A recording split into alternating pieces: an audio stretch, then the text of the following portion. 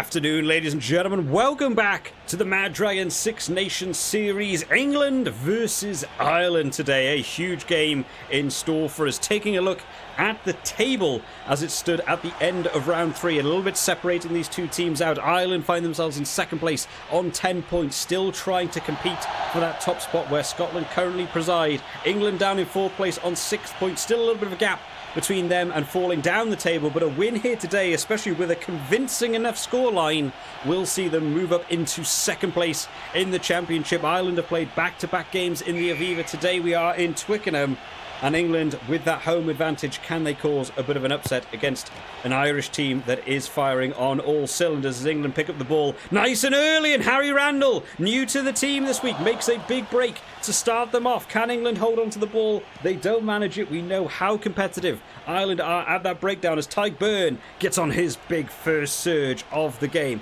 as James Gibson Park wants to go quickly. Can they make it pay? They don't as Johnny Hill gets the interception, and suddenly England have a man overlap out here. If they can get it out to Radwin, goes for a little kick over the top. It's a foot race. Who's going to get to the ball first?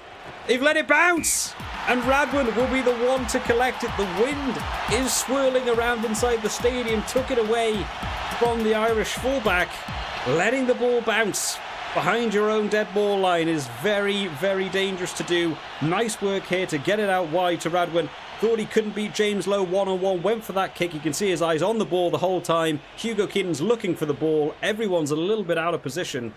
And England will take the first try of the day. Ireland will want to take that one on the chin, re-galvanise a bit and try and get back into this game because they haven't looked in the best of shape so far. Let's see if George Ford can get this kick over from right in front of the post. He'd put good money on he'd be able to do it. You can see the Irish contingent behind the post there waving and cheering their team on. They'll know they need to bounce back from that as Harry Byrne gets us kicked off and underway once again, but an improper kickoff called by the referee. Like I said, that wind swirling, it's going back towards Ireland. It's going to punish them in this first half, but of course it'll be behind them in the second half, which will be a big advantage for them later into the game. But you don't want to be conceding too many points too early to make that comeback a bit too difficult as England gets set up for this big scrum. Let's see what they can give to the Irish forward pack, which we know is a very, very dominant scrum in this Six Nations. They try to hold it in. They're still trying to compete. The referee says to use it. Where will they go? And Randall once again trying to break through that line, gets it out to George Ford, tackled though by Josh van der Fleer. Elliot Daly out on this wing calling for it, goes to the grubber kick, maybe a slightly late tackle going in there, and Jordan Larmour gets the counter attack away. They might want to have a little bit look if whether or not that tackle was a little bit late going against Elliot Daly there as Radwin collects the ball, just sets himself up, tries to kick the ball clear, but charged down. Robbie Henshaw collecting the ball, and Ireland now put themselves in a very good position considering they've been not really getting into this English half so far in this game, as England are now get another big turnover. They're doing well at the breakdown today, and Jamie George getting it out to Elliot Daly. Oh, had to take it a little bit flat, had to slow his run, and is bundled into touch as they'll go up for that first line out of the game. Taken well by Ireland, and Caelan Doris running a big loop. Oh, thought they could get it out wide. Robbie Henshaw not managing to get it out to James Lowe. Can they still go quickly now as Harry Byrne tries to get a little bit wider? James Lowe is still calling for it out on this wing, not getting it there. They've taken it through the big man, Tyke Furlong, not finding any room there. Eventually it comes to James Lowe. A little bit too little, too late, you'd have to say at that point. A little bit easily too marked out on that wing as England get another dominant tackle. The count rate for dominant tackles is growing in this game by the second here. Ireland just can't seem to get it round. Oh, they went for the interception line, and now Jordan Larmour will have to do well, and does. Bounces through 2 tackles, takes 3 men to take him down. England looking a little bit bunched here. They'll want to just spread out, not give too much room out to the wingers, that we know they've got dangerous wingers with the likes of James Lowe out here, and here he is on the big surge, takes them up into England's half. James Gibson Park slowing it down a little bit now through Dan Sheehan, trying to make a big carry through this English defence. We know how well England have defended throughout the series, the blitz defence. is certainly big pressure for these teams to get around. Maybe looking to do some more kicking over the top would be a way to unlock this defence, or they can just keep spreading it out wide. If you can beat that defence and get it out wide earlier, it's going to be big payoffs in this game. England competing hard once again at that breakdown as Itoje gets another dominant tackle going on the scorecard there, as Ireland want to ship this one out wide. Again, not getting it all the way to James Lowe, and it's come back to punish them now as England managed to recover the ball in that breakdown, and George Ford to Dombrandt to Will Stewart, not quite got the pace to get it away, and wrapped up now is Henry Slade, and Ireland have got the turnover. Oh, bit of a loose pass. Referee says it's all fine. I think maybe that has bounced a little bit forward, maybe missed by the ref there, as Radwan collects the ball and just wants to kick their lines clear. Got the wind behind him, allows him to gain a little bit more room, as Keenan this time trying to go on the counter-attack, doesn't manage it, and Jameson Gibson Park with a big handoff there and still going, just trying to break that gain line, put them on the front foot and get under some sort of attack. We are nearing the half-time marker, and Ireland have been hard-pressed to try and make meters in this game. England can't get that next turnover once again. This time is Henshaw taking it out, taking a few more meters away on the turf so far as they go for a big pass. This time maybe they've got extra numbers, but wrapped up once again is Henshaw. Can they go quickly? Referee says there's an advantage. Johnny Hill, intentional offside at the back of the ruck, didn't get back on side, trying to compete for that ball. And Ireland will be allowed one more stab as they get it up. Radwan manages to keep the ball in the field of play. What an absolute coach killer that one is. And England will just take this one and kick it into touch. What a big let off for them right at the end of this first half.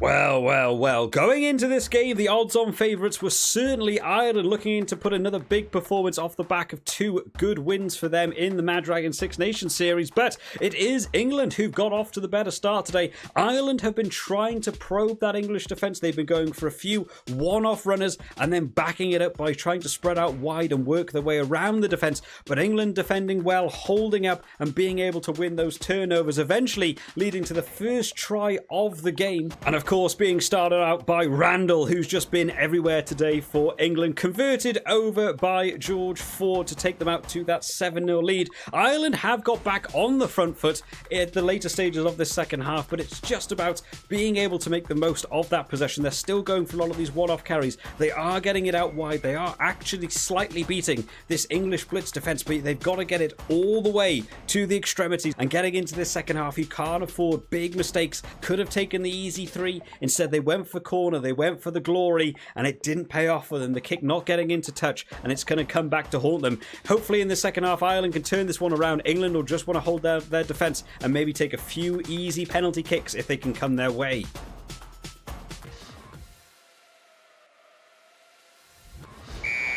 On to the second half then, and let's see if Ireland can step it up as they go for a high kickoff. Joe Marchant takes the ball in, and already you can see a bit of room out here potentially on this wing for Elliot Daly, who wants to kick it downfield. Now, in the first half, England had the wind behind them.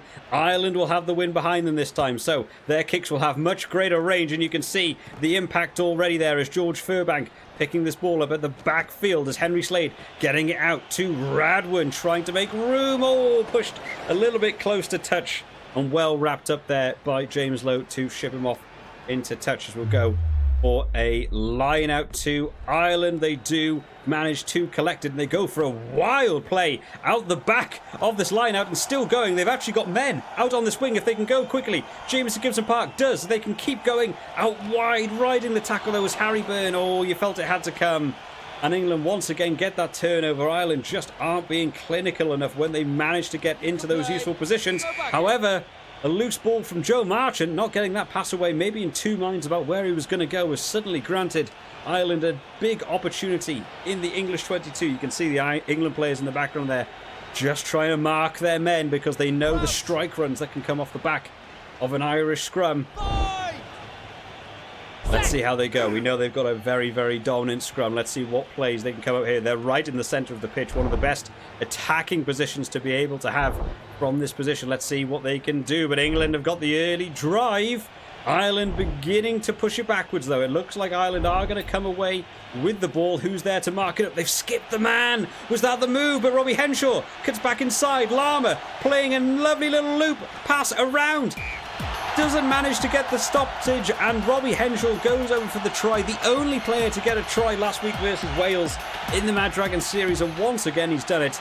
It was unconventional. It wasn't clean, but it did what needed to be done. Look at this work by Robbie Henshaw, getting us started up there, cutting back inside, then running a little loop around with Jordan Lama. Gets the step on Elliot Daly. It felt like maybe that tackle could have done a little bit better. Did well to hold on to the ball and gets over for the try. And Harry Byrne will have the opportunity to draw Ireland level in the second half. A lot of pressure, not an easy kick. Also has the wind behind him, remember. Let's see how he gets on. Oh, he's tried to draw it round and it's come off the post. Brutal day for Harry Byrne today as George Ford will get us kicked off. England still in the lead by 2 points. Could this be the killer for the Irish hope, in the Six Nations series? Could it be English dreams coming true at the minute? Because a win here against Ireland would really put them up for big contention going into the final round as Ireland try and play that loop play one more time. They're thinking maybe those sort of set plays out the back of a ruck is going to be the way to get around this English defence. James Gibson Park back in at scrum half. Tries to play it out wide this time. Out to James Lowe. Oh no! It's all gone horribly wrong. George Ford is one-on-one. Wrapped up really well by Hugo Keenan. Radwan wants this one quickly as he gets it out. Doesn't manage it. Randall going in and Andrew Porter, maybe cynically, hands in the ruck penalty. When that all began to slip away from them, Hugo Keenan. Absolutely essential tackle needed. And England say, we're going to take the 3. They just want to try and extend that lead out a little bit. Will they be able to get this kick in? George Ford curls it round. Slightly better than Harry Byrne did. That experience in caps is very crucial in these types of games. And that will push England back out to a 5-0 lead. How much that tables could have turned had George Ford been able to get over for that try. And Gibson Park now tries to get a little bit of a breakaway. And there's Robbie Henshaw, once again, I thought it was Harry Byrne. England do well to stop the bleed as it's been coming through. Ireland on the driving maul, held up on that 5-metre line, and Gibson Park wants to go again. Can they get over this? They don't. They're going again. They're still going for these one-off runs. What a great run there by Ryan Baird to try and get over the line. James Gibson Park once again charging on. Tyg Byrne within 2 metres now of this try line. They're still going. The big man, Andrew Porter, this time on the carry, takes it over. A little leap over the defender. You're not allowed to jump over a tackler, but maybe a partial celebration, maybe partial tactics to get over for a score. Big carries there. Did well, though, to beat 2 defenders and get over for his try. Really strong work. And that's the answer that the Ireland fans wanted. They wanted to get back into this game. They knew that try was going to be necessary to put them back on that scoreboard. And Harry Byrne here, an easier kick than his last one, will just shift England up into the lead. And questions will be asked whether England should have taken those 3 points or whether they should have gone for corner in such a dominant position earlier on in the game, as Ireland now leading by 2, and George Ford kicks them deep down into the Irish 22. Oh, it's Tyke Furlong on the breakaway now, the big man on the charge. Ireland with this offload game, it's been a bit of a game changer so far, and again James Gibson Parks managing to sneak through that little gap in the centre. England are beginning to tire now. Do Ireland have enough in the tank to get over for one more try? A huge hit coming in there by Johnny Hill. Ireland do have men out wide. They're going again for that loop play, but that time Henshaw wrapped up and England managed to get the tackle. George Ford has dropped back in the pocket trying to get it away. Got the wind against him though. Kicks it deep down, and James Lowe going on that counter-attack gets a big handoff on the English winger. England will have to compete, and James Gibson Park quick at the back of that ruck again. The ruck speed has really increased for this Ireland team in this second half as they pop it off to a one-off. Dan Sheehan on the charge that time. Held up by England. There's only 4 minutes left on the clock. Ireland know they just need to hold on for a few more minutes as England rushing off that defensive line so quickly, trying to put pressure on. Ireland are just going for the one-off carries. Nothing too fancy here. Nothing to throw this game away. Oh, but there's a turnover in the last minute of the game. England have one more opportunity as Tom Curry gets a bit of a loose pass. Oh, it's not collected though. And James Lowe just boots it off the field.